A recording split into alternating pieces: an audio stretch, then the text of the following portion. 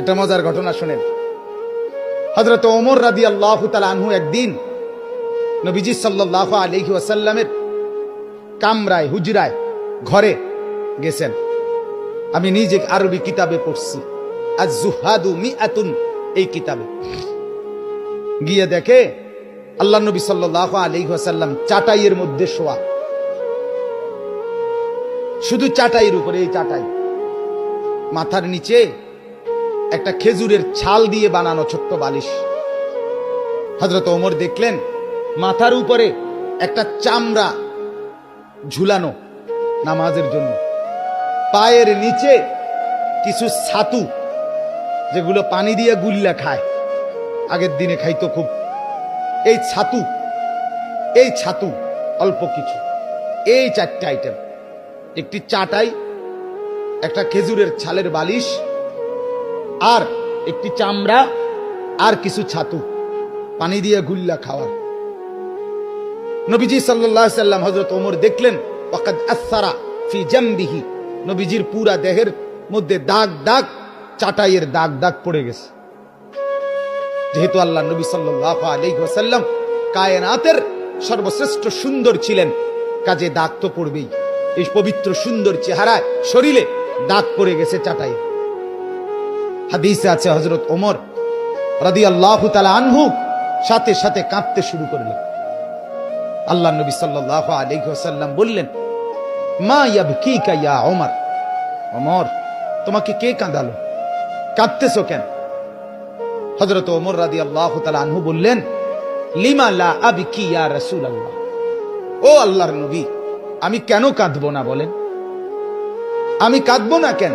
আপনার এই হালাত, একটা চাটাই, একটা বিছানা নাই, একটা খেজুরের ছালের বালিশ, একটা চামড়া, আর একটু ছাতু, এই আনতা সাফওয়াতুর রাসূল, আপনি তো সমস্ত রাসূলের নির্যাস, আপনি মুসাদ্দিকুল আম্বিয়া, নবিয়ুল আম্বিয়া, নবিয়ে দু জাহাঁ, নবিয়ে দু শাহাঁ, নবিয়ে দু আলম, ফখরে মওজুদাত, আপনি তো কায়নাতের সরদার।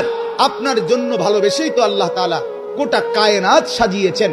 এত এত এত এত এত এত মর্যাদা যার, সেই আপনার এই হালাত। ওয়াল কাইসার ওয়াল কিসরা ইয়ালবাসুন আল হারির ওয়াদ দিবাজ। ওমর বললেন, অথচ রোমের বাদশা, পারস্যের বাদশা, তারা রেশমি কাপড়, রেশমি পোশাক, রেশমের বিছানার মধ্যে তারা শোয়, ঘুমায়, খায়, ব্যবহার করে। আর আপনার এই হালাত, আমি এটা দেখে কেমনে মেনে নেই? আমার চোখ এজন্য বাধা মানছে না, আমি কাঁদতেছি। হাদিসের মধ্যে আছে আল্লাহ নবী সাল্লাল্লাহু আলাইহি ওয়াসাল্লাম মুচকি হাসি দিয়ে আল্লাহ নবী বললেন, ওমর,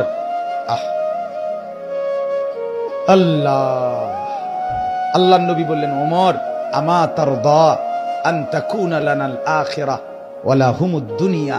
ওমর, তুমি কি এতে খুশি হবে না যে আমরা আখিরাত থেকে নেব, ওরা দুনিয়া থেকে নেয়? আমরা আখিরাত থেকে নেব ওমর, ওরা দুনিয়া থেকে নেয়। হযরত ওমর চোখ মুছে বললেন, ইয়া রাসূলুল্লাহ, আল্লাহর কসম, আমি এতেই রাজি, আমি আখিরাত থেকেই নেব। এজন্য আমরাও বলি আলহামদুলিল্লাহ।